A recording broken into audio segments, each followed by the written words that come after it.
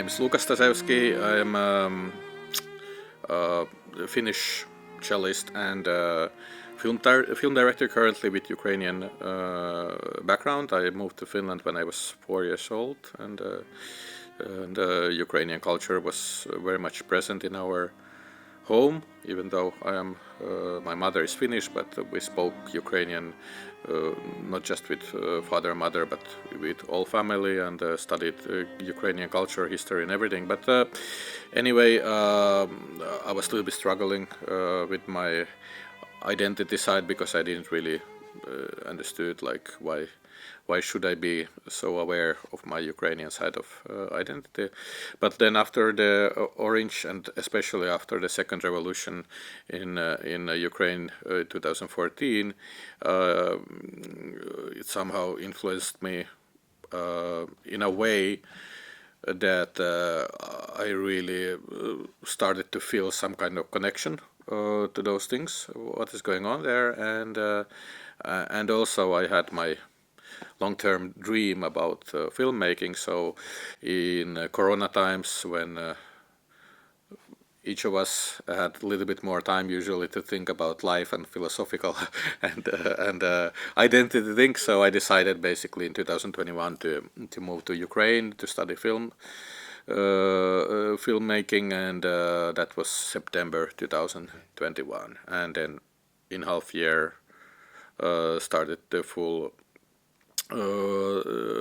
the Russian aggression against Ukraine, the full-scale war, and I decided to stay in Ukraine. I was searching my input, my role in all these things. Of course, from very beginning we were doing humanitarian help, but also it was, I think, April 2022 when Bucha and Irpin, the Kiev suburbs, were taken back to Ukrainians, and they asked in these destroyed places, which had terrible massacre, and this stuff happened in beginning of the war. So they asked me to, some organizers of humanitarian aid asked me to perform cello, which I was in first was quite doubtful. What is the role of culture and cello playing? I felt that cello playing is the least thing what you need in this situation when Ukraine needs all kind of concrete help. But I think after I performed first time, and when it went viral all over the world, and first of all, concrete, we got a lot of more help after that, videos for our humanitarian aid. But the more important thing was for me to understand the role of the music, our culture, and this is not like superficial stamps that, oh, it's nice to play cello music in ruins, but actually culture has a direct influence to identity, and identity, when you have identity, then you also are willing to do culture, and that's the basis for our human beings to acknowledge what we are and what we are standing for. So basically, when somebody is attacking, we also have reason to fight back. If you do not have identity, like formulated identity or culture, then you are using somebody else's culture and identity. For example, unfortunately, beautiful nation of Belarusian people, they unfortunately, because of their tragic history, they have a little bit lost, and also that's influencing directly to their will. If, let's say, Russia would attack them, well, basically they are already there, Russians, but so I think it's fundamental thing that we are supporting culture, and others fundamental thing is that we culture people, we musicians, film directors, writers, whoever, that we stand and show what we are, will represent what we are, reflect what we are, or are we changing? Because yeah, I don't know, like it's very weird that in past I heard a lot of this sentence that culture is somehow above all things what's going on, or it's aside of all things, and that's very weird approach, because first of all the question is that why we are then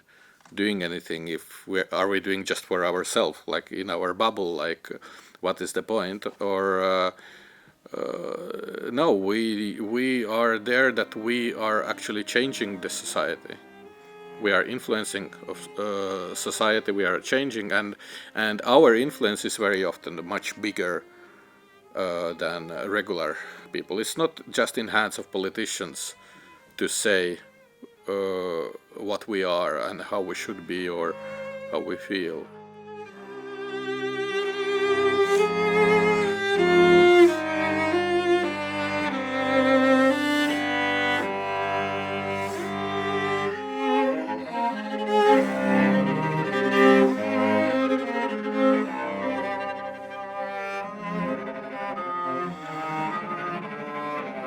When you are playing in ruins, or for civilian soldiers who gone through some traumatic events, or when they need, let's say,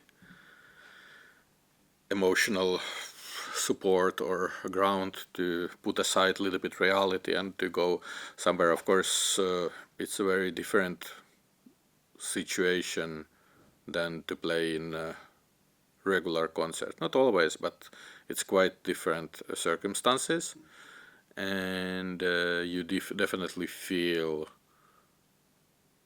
well, at least I felt when I was playing in ruins, that when there is nothing left, but I am actually able to put something new on that, life is somehow continue.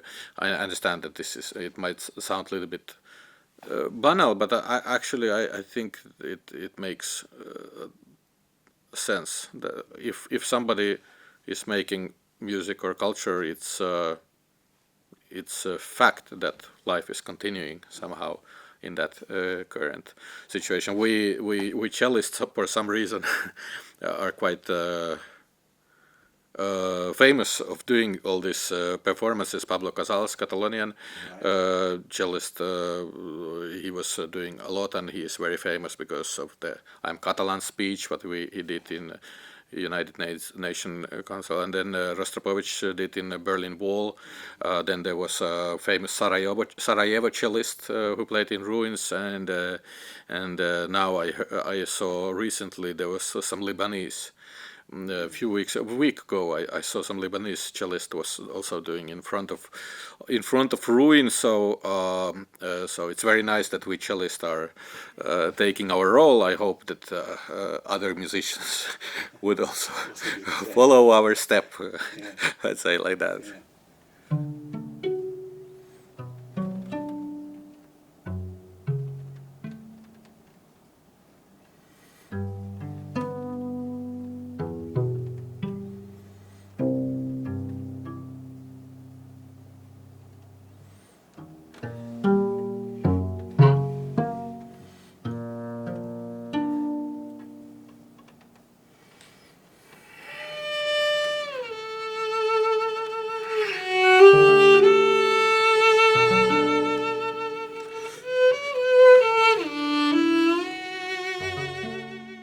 Of course, there is in cases when artist is consciously doing political art, that's very obvious. But even that said, like quite often when artists, composers, writers, film directors are maybe not doing so consciously political, they forget that anything what we are doing is always political, because it's always leaving a mark, emotional mark, or a mark in the listener or viewer or whoever. It's leaving some mark inside of us. It's and that mark, emotional mark, is influencing to our aesthetics, our ethic, our worldview, no matter is the composer or writer doing consciously political art. So it's always leaving to us some kind of mark how we are pursuing ourselves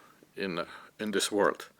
So, and that's why it is, in my opinion, so much more powerful than some national politician, because art is very often quite universal, and usually it has some humanistic attachment to it, some human related attachment that you don't need to be university student, or it's really breaking the boundaries. So I can play cello music in ruins, or I can play it in concert hall, or I can play it anywhere basically. And so I think that we should use that power, because I think that we artists, we do care about world. And if we are approaching that, oh, we can't influence anyway on anything, like why bother?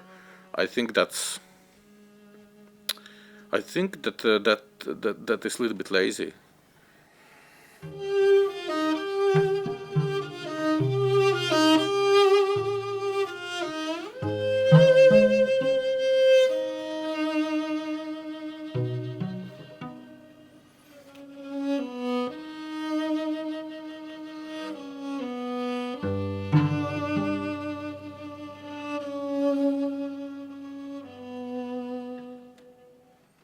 Yeah, of course. The main thing, we are here, that we are practicing scales, and we are all, of course, thinking about how to get job and how to have a future. But I don't think it would take something away from basic practicing and basic studying, that you are also thinking from very beginning your role and your conversation with the world. What do you want to? It's basically the things what you are anyway. You should, as an artist, think like what is, why you are doing that, and all these questions. And I